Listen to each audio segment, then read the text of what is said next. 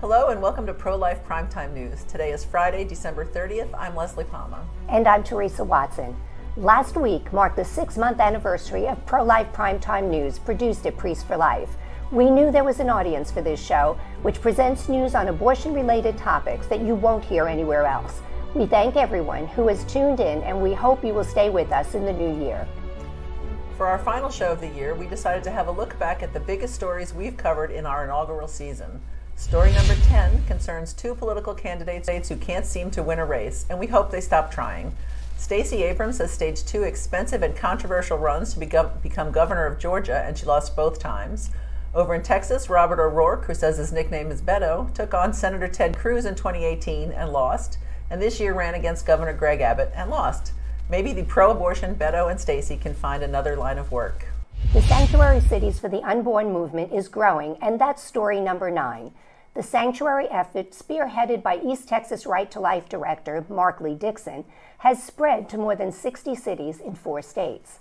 The city of Hobbs, New Mexico recently approved the designation, and it's significant not only because New Mexico is an abortion-friendly state, but also because an abortion business owner chased out of Texas by its protections for the unborn was considering opening a new killing center there.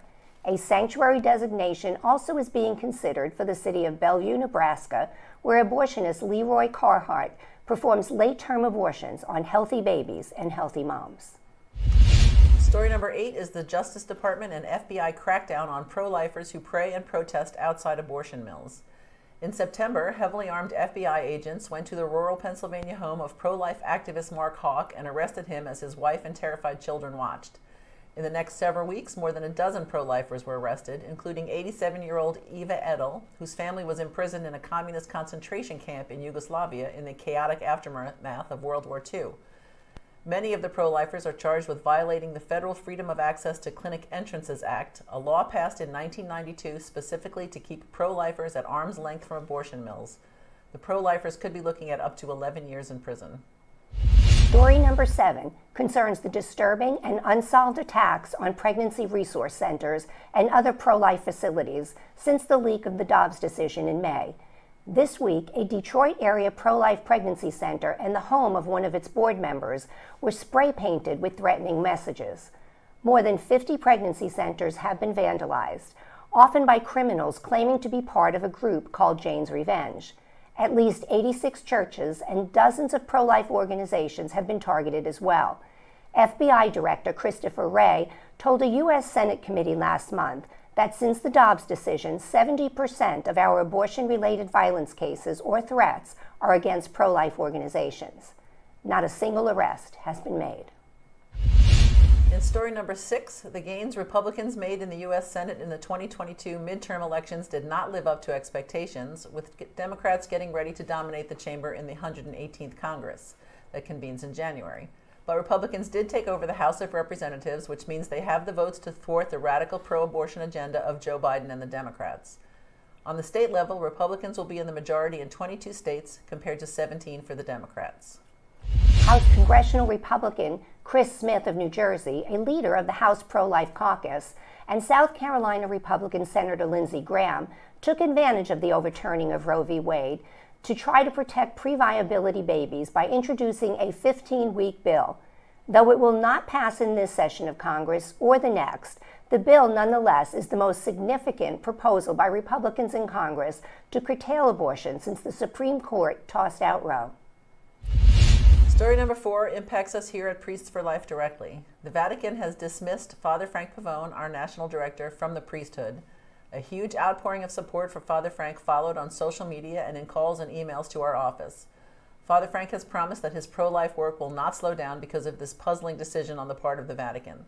Father Frank has been a priest for 34 years, with every minute of that time devoted to ending abortion. Story number 3 broke on the night of May 2nd, a Monday. The news outlet Politico published a bombshell. Someone had leaked the draft decision the nation was awaiting in the Dobbs case, which concerned a law in Mississippi that would protect babies from abortion at 15 weeks. The draft decision, authored by Justice Samuel Alito, not only upheld the Mississippi law, but also called for Roe v. Wade to be overturned. Chaos ensued, with pro-aborts all over the country acting like the sky had fallen. They protested outside the home of the conservative justices on the High Court and began what has now been 8 months of violent attacks and threats against pro-life organizations. Story number 2 is the release of the Dobbs decision itself on June 24th. It was identical to the decision leaked 6 weeks earlier, and it called for the federal government and judiciary to get out of the abortion regulating business and cleared the way for states to take over that role. Many states have since enacted near-total abortion bans, but while babies are protected in several states, judges have blocked bans in others. So the abortion landscape remains in flux. The top story of the second half of 2022 is that an estimated 10,000 babies were saved from abortion in the 2 months following the fall of Roe. In its #WeCount project, the Pro-Abortion Society for Family Planning found there were 10,570 fewer abortions in July and August than in the previous 2 months. States that saw lives saved include Alabama, Arkansas, Idaho, Indiana, Kentucky, Louisiana, Mississippi, Missouri, Oklahoma, South Dakota, Tennessee, Texas, and Wisconsin. The Pro-Abortion Guttmacher Institute also found that on October 2nd, 100 days post-Roe, 66 killing centers in 15 states stopped offering abortion. 26 shut down altogether. Certainly it's been an interesting year, and we thank you for joining us for the latter half of the year in review. We weren't sure when we taped our first show in June if we would find an audience, so we owe everyone watching a big thank you for keeping us on the air to report the stories you won't get elsewhere.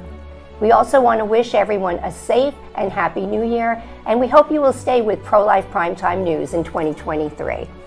Happy New Year! Happy New Year!